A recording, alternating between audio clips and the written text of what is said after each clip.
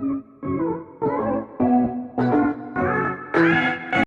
दोस्तों, स्वागत है आपका हमारे YouTube channel momentum science classes में। दोस्तों, पिछली वीडियो में हम लोगों ने पढ़ा था तनु विलयनों की वांट हाफ समीकरण के बारे में। आज हम विलयनों की वांट हाफ समीकरण की सीमाओं के बारे में पढ़ेंगे। सबसे पहला पॉइंट है इसमें कि अवाष्पशील वैद्युत अनपघट्यों के तनु विलयन साधारण ताप की परिस्थितियों में वांट हाफ समीकरण का पालन करते हैं। जो दूसरा पॉइंट है इसका वो है कि वैद्युत अपघट्यों के विलयन वांट हाफ समीकरण से विचलन प्रदर्शित करते हैं। तो इसमें हमने पढ़ा कि वैद्युत अपघट्यों के विलयन वांट हाफ समीकरण से विचलन प्रदर्शित करते हैं। और ऐसा क्यों करते हैं? क्योंकि जो वियोजन के कारण उनके विलयनों में कणों की संख्या सामान्य संख्या से अधिक हो जाती है, इसलिए ये विचलन प्रदर्शित करते हैं। चलते हैं अगले पॉइंट, तीसरे नंबर पे। तीसरे पॉइंट में हम पढ़ेंगे कि कहा गया कि वाष्पशील, तीसरा जो पॉइंट है, वाष्पशील पदार्थों के विलयन तथा सांद्र विलयन वांट हाफ समीकरण से विचलित होते हैं। ठीक, क्या है कि तीसरा है कि वाष्पशील पदार्थों के विलयन तथा सांद्र विलयन वांट हाफ समीकरणों से विचलित होते हैं। अगला पॉइंट है हमारा, जो पदार्थ विलयन में संगुणित होते हैं उनके विलयन वांट हाफ समीकरण से विचलित क्या होते हैं? विचलन प्रदर्शित करते हैं। और ऐसा इसलिए होता है क्योंकि संगुणन के कारण उनके विलयन में कणों की संख्या सामान्य से कम हो जाती है। इसीलिए जो पदार्थ विलयन में संगुणित होते हैं उनके विलयन वांट हाफ समीकरण से विचलन प्रदर्शित करते हैं। अब इनके कुछ अनुप्रयोग देख लेते हैं। अनुप्रयोगों में पहला अनुप्रयोग है हमारा वैद्युत अनपघट्यों के विलयनों के परासरण दाब की गणना।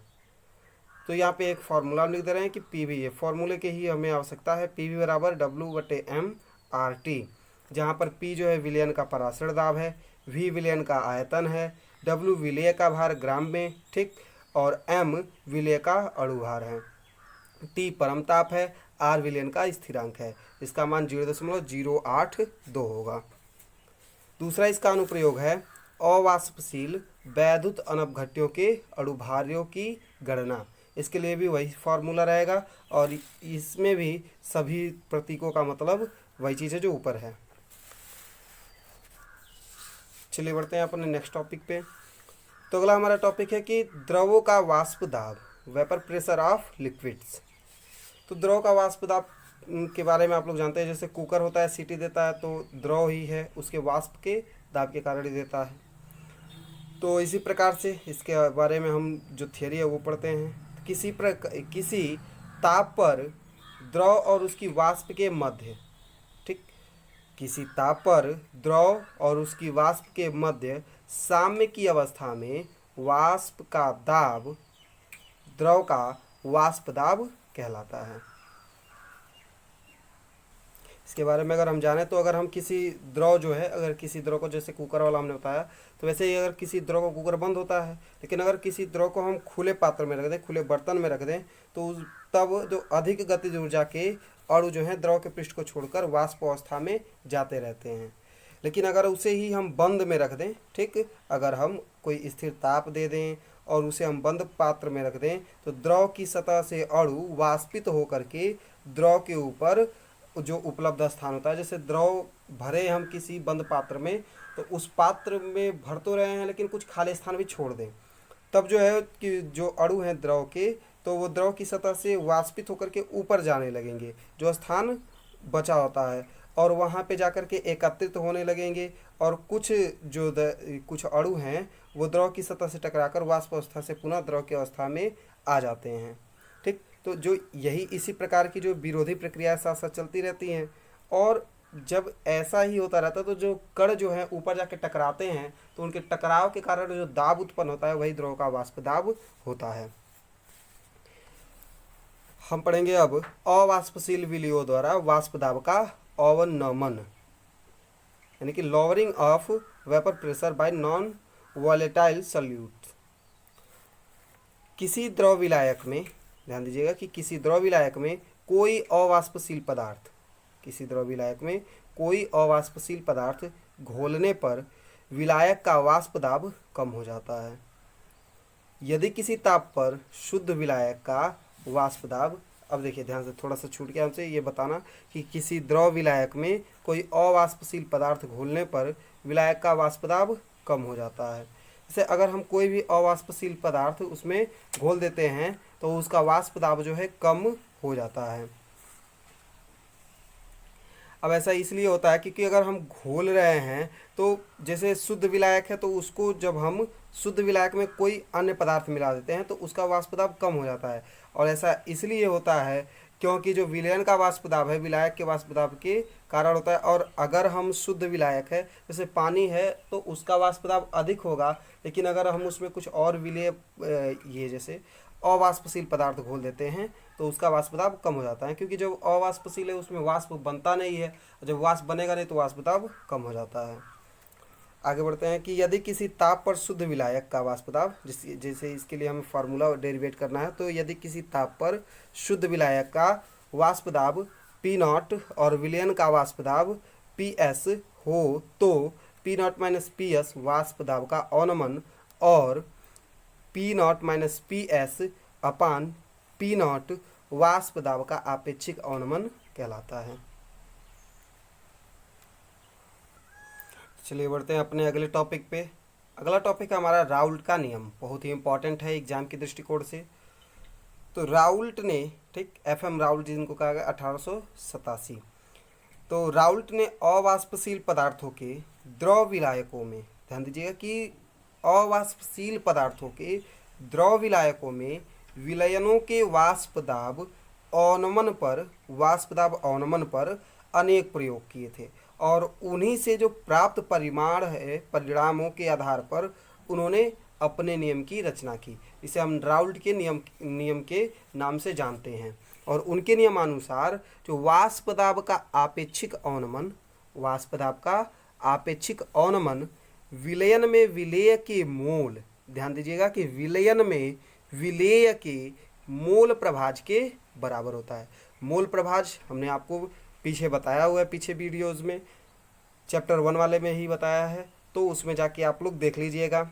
अगर हम दूसरे शब्दों में देखें तो इनके अनुसार तो देख लीजिए कि वाष्प दाब का आपेक्षिक अवनमन विलयन में विलेय के मोल प्रभाज के बराबर होता है। इसके लिए अगर हम सूत्र देखा जाए तो यहाँ पे हो जाएगा हमारे पास P0 माइनस PS अपन P0 बराबर N अपन N प्लस N हो जाएगा। अगर हम दूसरे शब्दों में देखें तो दूसरे शब्दों में विलयन का वाष्प दाब विलयन में विलायक के मोल प्रभाज के अनुक्रमानुपाती होता है, यानी कि हम लिख सकते हैं कि PS बराबर P0 इंटू N अपान N प्लस N।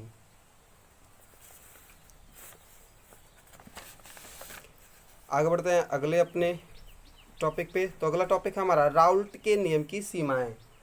ये हमसे बहुत बार एग्जाम में पूछे जा चुके हैं कि राउल्ट के नियम की सीमाओं का वर्णन कीजिए, लिमिटेशन ऑफ राउल्ट्स लॉ। पहला पॉइंट है हमारा, राउल्ट का नियम केवल अवाष्पशील वैद्युत अनपघट्यों के तनु विलयनों पर ही लागू होता है। किस पे होगा कि राउल्ट का नियम केवल अवाष्पशील वैद्युत अनपघट्यों के तनु विलयन पर ही लागू होता है। दूसरा पॉइंट है कि इनका नियम केवल उन अवाष्पशील पदार्थों के विलयन पर लागू होता है जो विलायक से रासायनिक अभिक्रिया नहीं करते हैं। तीसरा पॉइंट है हमारा कि वैद्युत अपघट्य विलयन में वियोजित होते हैं, उनके विलयनों पर राउल्ट का नियम लागू नहीं होता है। फिर जो वैद्युत अपघट्य विलयन में वियोजित होते हैं उनके विलयनों पर राउल्ट का नियम लागू नहीं होता है। अगला पॉइंट है कि जो पदार्थ विलयन में संगुणित होते हैं, उन पर राउल्ट का नियम लागू नहीं होता है।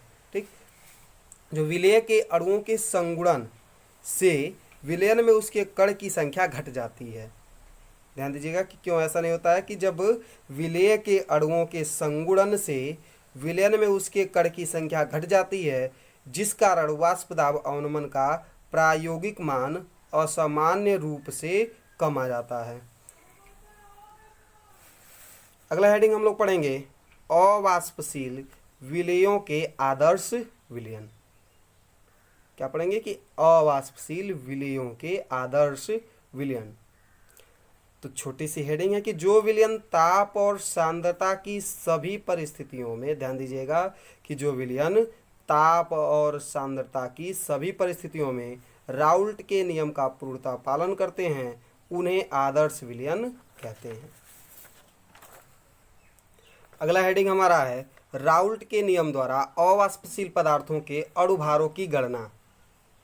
तो इसके लिए फॉर्मूला हमारा है कि P not minus P S बटे P not equal to W upon M plus W upon M. देखिए cap small W upon small M, small W upon small M, और यहाँ पे capital W upon capital M. जहाँ पर जो capital W है विलायक का भार ग्राम में होता है, कैपिटल एम जो है विलायक का अणुभार होता है, स्मॉल डब्ल्यू जो होता है वो विलेय का भार होता है ग्राम में, और स्मॉल एम जो है विलेय का अणुभार होता है। और अगर हम तनु विलयनों के लिए बात करें तो P not minus P S बटे P not equal to small W upon small M into capital M बटे कैपिटल डब्ल्यू। कल हम लोग पढ़ेंगे क्वथनांक और क्वथनांकों का उन्नयन। तो अगर आप हमारे चैनल पर नए हो तो चैनल को सब्सक्राइब जरूर कर लें और बेल आइकन को प्रेस कर दें ताकि आने वाली हर नई वीडियो की अपडेट सबसे पहले आप तक पहुँचे।